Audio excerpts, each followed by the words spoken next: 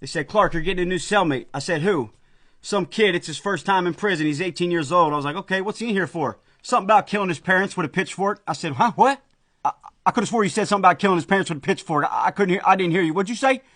He said, no, that's what I said. I said, okay. Is he big for his age? Like, how big of an 18-year-old is he? No, real short, skinny kid, glasses. Honestly, by the look of him, you would have never thought. Like, oh, okay. CO was like, look out for him, Clark. I was like, I'm gonna be looking out for him, all right. Fucking, I'm not gonna take my eyes off him. Fucking, what the fuck? So anyways, that night, this 18-year-old pitchfork assassin was put in my cell, and I got to know him a little bit. And as it turns out, this kid is so well-mannered, normal, like one of the nicest 18-year-old kids you could ever meet. Besides the whole murdering his parents with a pitchfork thing. Anyways, me being me, I couldn't help but ask him the first night, like, what's your story, bro? Like, I hope you don't mind me asking, but like, how did your mom and dad come to be on the end of a pitchfork? And like, what happened with, like, explain. I'll never forget, there's only 2 times I really felt unsettled around this kid. Was when obviously he told me the story, what happened, and right here, when I asked him to tell me the story, he giggled like, yeah, man, I don't care, I'll tell you. Like, with no emotion on his face, like, no sad, no regret or nothing. I was like, okay. I was like, well, go ahead, tell me. And I was starting to regret this. I was like, I don't know if I want to know. So anyways, he proceeds to tell me that he started to get on drugs real bad, and, you know, he became a hardcore addict, he said. After about 2-3 months of using heavily, he now was like a full-blown K2 addict.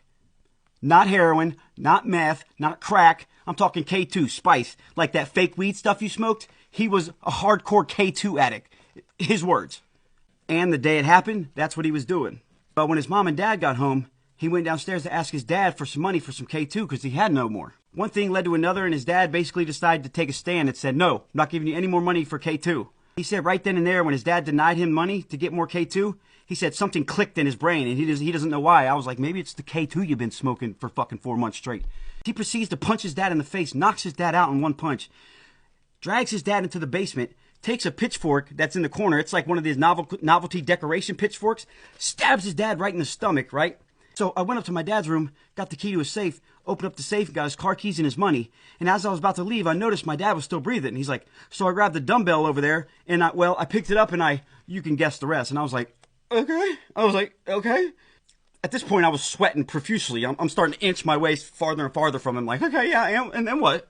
And then what happened is he was on the run in his dad's car for a couple days with the cops looking for him until one day he decides to just go back to his house, sneak in the back door, go down to his dad's safe, grab the gun, and let's just say took care of his mom then as well. Called the police, sat down at the kitchen table, and turned himself in. I was like, okay, how long did they give you? He's like, oh, I'm never going home. He's like, I got 888 years consecutive. I was like, oh. He's like, how long you got? I was like, I'll go home in like 2 years. Hopefully. I was like, if you need anything, just ask, man. My box is your box. You know, if you need a soup, just, bro, you can have it. Mi casa, su casa, bro. You know what I mean?